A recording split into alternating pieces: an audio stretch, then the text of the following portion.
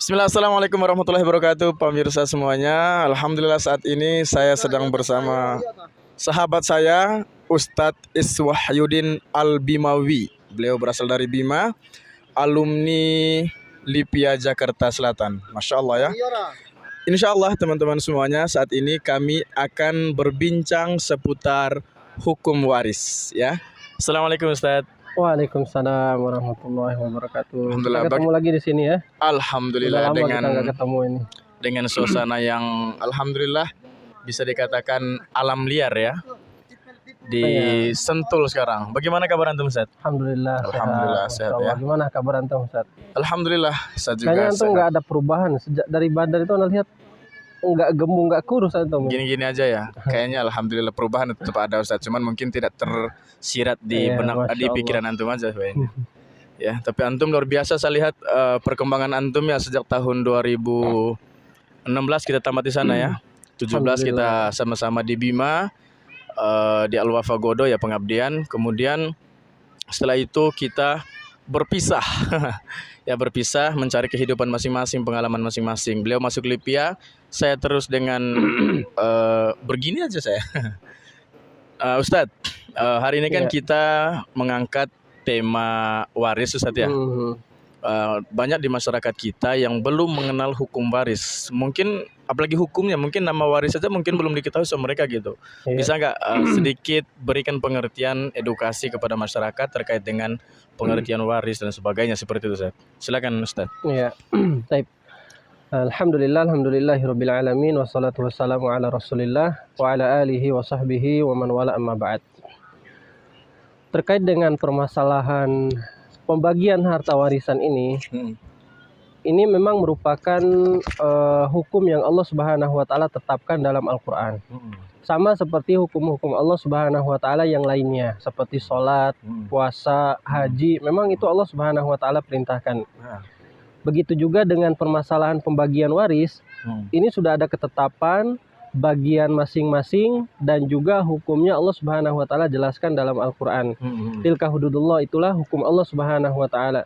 Jadi kalau ada yang tidak memakai hukum Allah Subhanahu wa taala dalam salah satu kesehariannya, misalkan saja dia meninggalkan sholat, menganggap sholat itu wajib, menganggap sholat itu tidak wajib, maka dia telah melanggar hukum Allah. Begitu juga kalau dia tidak mengeluarkan harta zakat dengan menganggap zakat itu tidak wajib, maka juga dia telah melanggar perintah Allah. Sama dengan hukum waris, kalau dia tidak menggunakan hukum Allah Subhanahu wa taala dalam pembagian harta warisnya, maka juga dia telah melanggar ketentuan Allah Subhanahu wa taala. Ya. Nah, jadi memang ini adalah tema yang jarang sekali dibahas oleh orang karena ada beberapa hukuman atau dosa-dosa yang mereka dapatkan kalau tidak membagi harta waris itu dengan ketentuan Allah Subhanahu wa taala.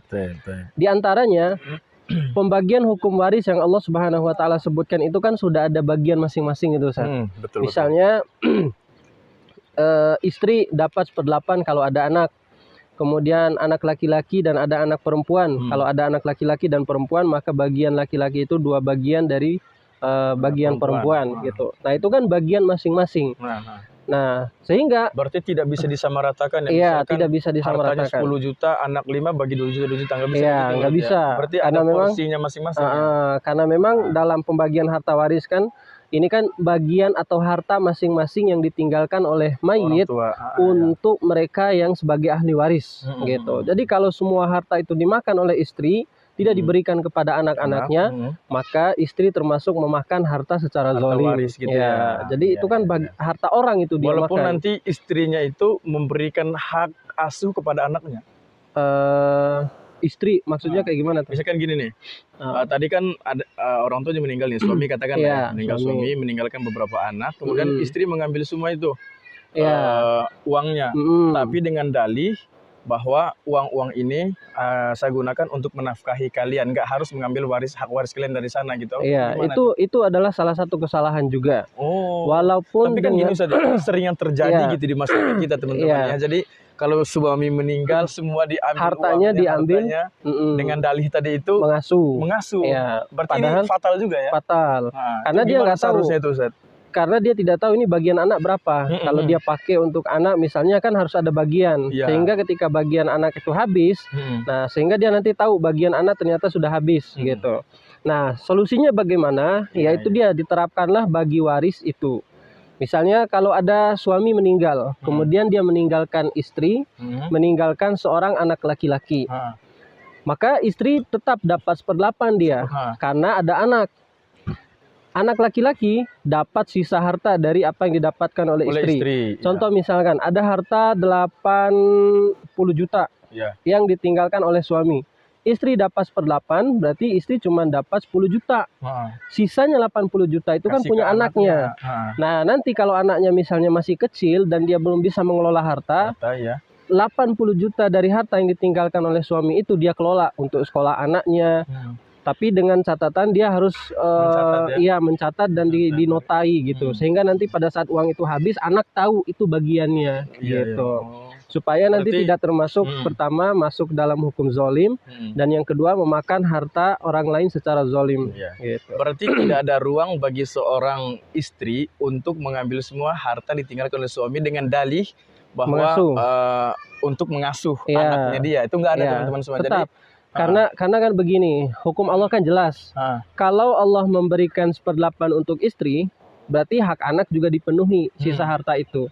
Jadi tidak boleh semua dikuasai istri, kemudian dipakai oleh dia sendiri gitu. Jadi tetap bagian anak diserahkan dulu karena itu memang hak bagian yang sudah Allah Subhanahu wa taala tetapkan begitu.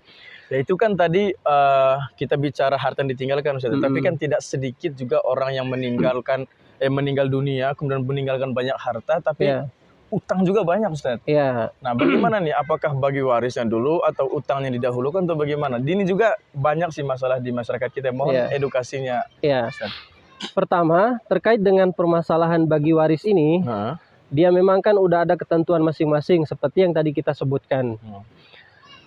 Bagi waris itu maksudnya bagi harta itu tidak sama dengan bagi barang yang ditinggalkan. Contoh begini, kalau dia meninggalkan uang itu jelas pembagiannya. Jadi tinggal dibagi aja, dikasih bagiannya sekian-sekian. Tapi masalahnya kalau dia meninggalkan bentuknya aset, rumah, kemudian tanah, kemudian perusahaan, mobil dan lain sebagainya. Bentuk benda. Terkadang di sebagian masyarakat kita itu mereka kenapa tidak mau membagi waris? Mereka beralasan tunggu laku dulu deh, baru nanti bagi waris. Sehingga ahli waris yang tadinya harusnya mendapat misalnya contohnya istri keburu meninggal, kan belum sempat menerima bagian dia. Nah itu kesalahan-kesalahan yang terjadi di masyarakat. Nah perlu diketahui bagi harta waris yang berupa aset itu tidak harus dibagi jumlah harta atau jumlah uang. Contoh dia masih punya rumah satu, taruhlah rumah itu misalnya semuanya satu-satunya peninggalan ayah, tidak ada harta lain. Maka dibagi cukup adalah bagiannya saja. Contoh istri kalau ada anak dapat 1/8. Anak laki-laki dan anak perempuan dapat asobah, dapat sisa daripada harta tersebut. Nah sehingga ketika rumah itu ditempatin, istri nanti tahu ternyata bagian dia cuma 1/8. Kalau dia butuh duit tinggal jual aja ke anak-anaknya. Bagian yang 1/8 itu. Jadi tidak otomatis satu rumah itu milik istri semua, enggak gitu. Nah sehingga apakah itu nanti dibagi kan kita nggak tahu saja mana 1/8 mana kita sekarang sebagainya itu kan maksudnya apakah 1/8 dibicarakan itu harga jualnya atau bagaimana? Nah nanti setelah dia dijual misalnya rumah ini lakulah kita nggak membicarakan 1/8 misalnya ibu bagiannya tiang aja lah, enggak seperti itu. Rumah itu nggak dibagi seperti itu, ibu ngambil tiangnya aja, kemudian anak perempuan ngambil pintunya aja, enggak seperti itu. Jadi dia dibagi 1/8 itu adalah bagian pasti yang akan didapatkan dari rumah itu. Sehingga misalnya ketika dijual gitu. Ketika nanti dijual misalnya sudah nih ayah meninggal, Kemudian pada saat malam itu juga bagi waris. Ibu dari rumah ini dapat 1/8. Kemudian anak laki-laki dan perempuan dapat asobah. Asobah 2 untuk laki atau sisa 2 untuk laki, 1 untuk perempuan. Nah, sehingga pada saat itu nggak ada bagi-bagi uang, Sat. Gitu. Bukan bagi-bagi uang pada saat itu, tapi bagi-bagi bagian daripada rumah itu. Iya. Tiba-tiba rumah ini kena gusur, contoh misalnya. Dihargakanlah 8 miliar. Nah, baru pada saat itu dibagi. Ternyata tadi bagian ibu 1/8, berarti cuma 1 M dia dapat. 8 M-nya kemana? Bagi antara anak perempuan dan anak laki-laki dengan pembagian yang Allah dengan pembagian yang Allah Subhanahu wa taala telah terapkan. Walidzakari mithlu hadzil unsayain. Untuk laki-laki seperti 2 bagian anak perempuan gitu. Jadi tinggal begitu aja kalau dia sudah laku gitu. Iya. Nah, kalau dia punya utang, utangnya dulu dilunasin. Ya, misalnya harga rumah laku 8 M, ternyata ayah masih punya utang 1 M. Jadi 1 M dibayarkan dulu, berarti cuma 7 M. Ya, cuma 7 M nanti yang akan dibagi begitu. Tapi kalau utang lebih banyak? Ya, kalau misalnya utang lebih banyak, berarti nanti semua uangnya dibayarkan dulu ke utangnya, berarti tidak ada lagi bagi waris. Ya, kemudian utangnya nanti dicoba dicicil oleh keluarga kalau misalkan mereka mampu gitu.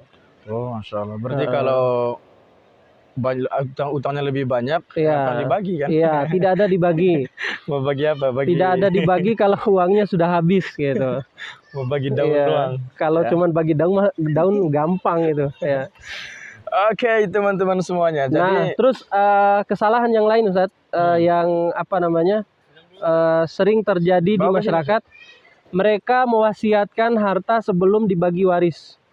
Contoh misalnya, mewasiatkan harta sebelum dia meninggal. Misalnya saya punya anak nih, anak saya ada 4. Saya mengatakan ke anak yang 1 misalnya, untuk anak saya yang pertama, kamu nanti rumah buat setelah ayah meninggal, kamu dapat rumah yang A. Anak kedua setelah ayah meninggal, nanti kamu dapat rumah B. Ayah ketiga nanti setelah ayah meninggal, kamu dapat rumah yang C misalnya. Jadi semuanya udah diwasiatkan sebelum dia meninggal.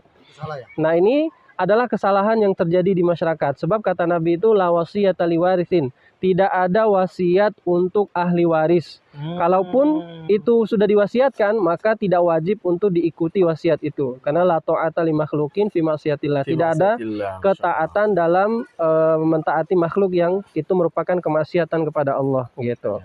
Nah, jadi kalau dia berwasiat untuk ahli waris, maka ini tidak berlaku.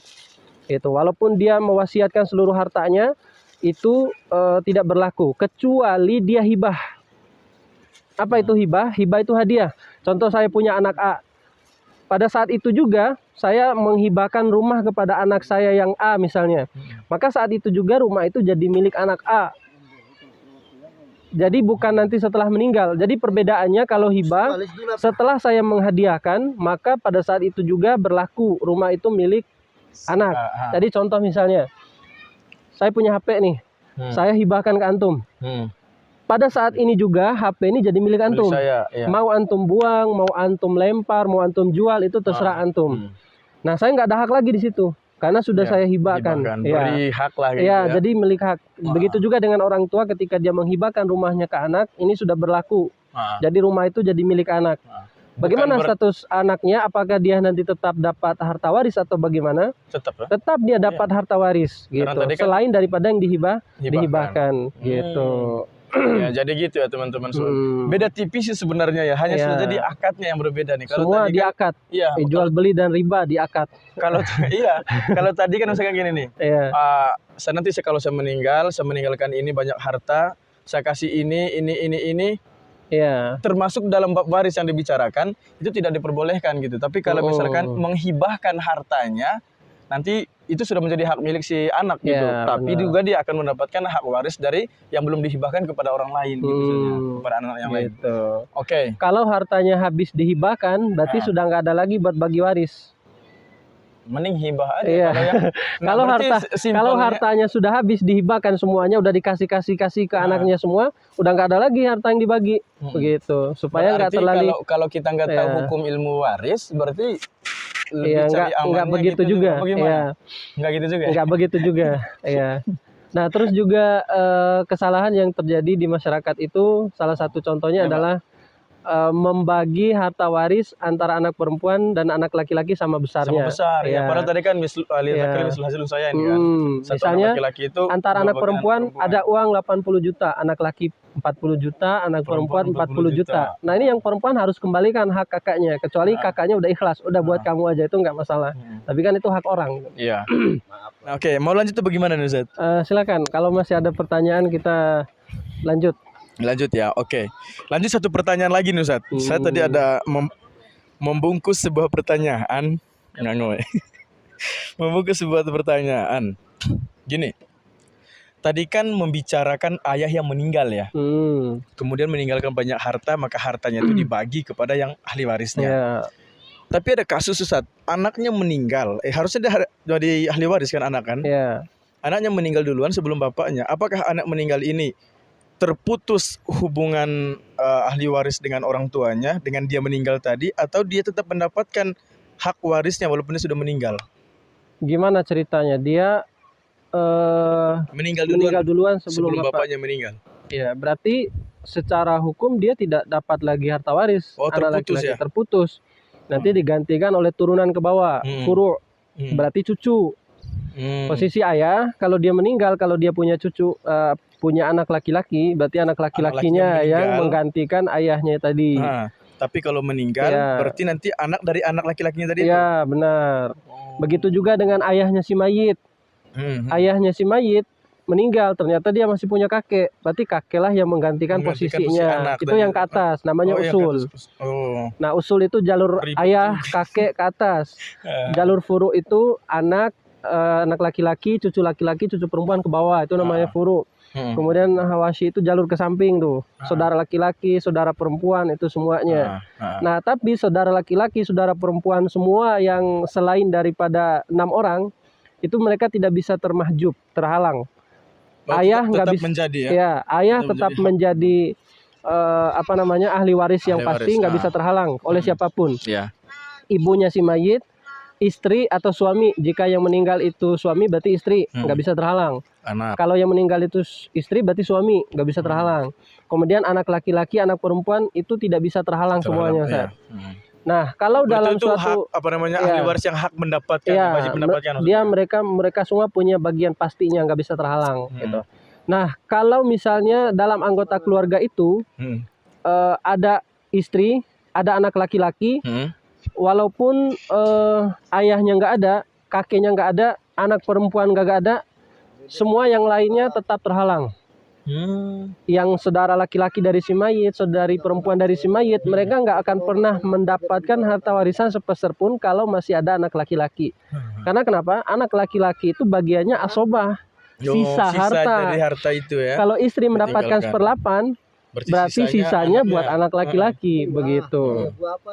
Pokoknya anak laki-laki itu pewaris yang nggak akan pernah bisa terhalang, dan juga kalau dia ada semua ahli waris yang lain selain daripada ibu, ayah, istri itu mereka terhalang oleh anak laki-laki gitu. Insyaallah.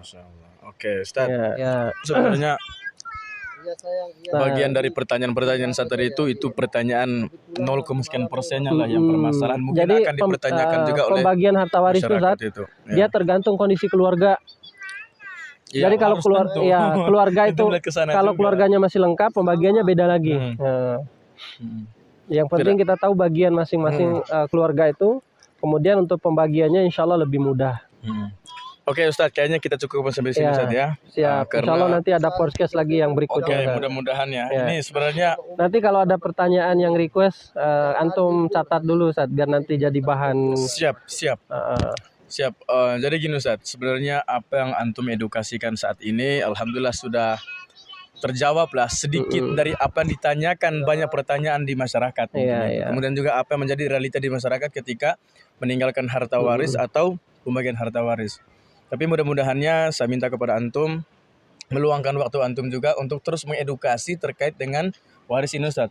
Karena banyak tadi itu yang orang tahu, masyarakat tahu itu nggak tahu tuh hukum waris itu apa. Iya. Ya, yang tahunya hanya hukum sholat, Iya. zakat pun masih belum teredukasi semuanya gitu. Yang agak susah itu Ustaz, kalau hartanya itu udah menjadi benang kusut. Wah, Benang kusut, tahu nggak benang kusut Ustaz? udah ribet banget. Udah ribet. Contoh misalnya gini. Saya punya kakek buyut. Generasi 7 generasi sebelumnya.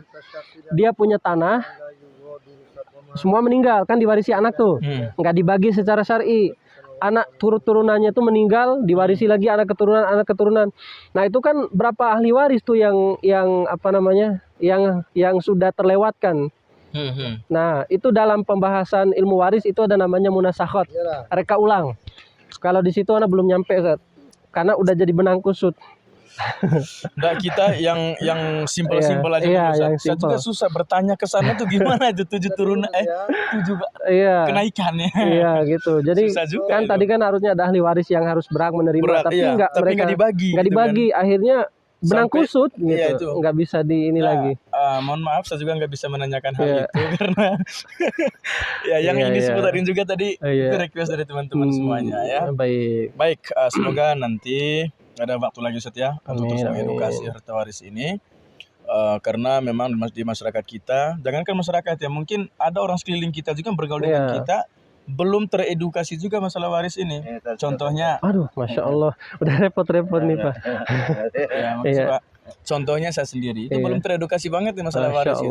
Ya, semoga nanti, dengan ini jadi pelajaran untuk kita semua. Semoga kedepannya host tetap saya biar saya dapat ilmu langsung dari beliau. Baik teman-teman semuanya, pemirsa, semoga apa yang disampaikan tadi bermanfaat untuk kita semuanya. Jika ada kesalahan kata dan ucap, maka mohon dimaafkan. Kalau ada juga masukan dari penjelasan apa kita hari ini, mohon juga dimasukkan ya, dikoreksi dan sebagainya ya. Langsung WA beliau aja. Ya, jangan saya, kalau saya nggak bisa jawab. Oke teman-teman semuanya, kita tutup dengan doa kafaratul majelis. Subhanakallahumma bihamdika, asyhadu an la ilaha illa anta, astaghfiruka wa atubu ilaik. Jazakumullahu khairan Ustaz. Assalamualaikum warahmatullahi wabarakatuh. Waalaikumsalam warahmatullahi wabarakatuh.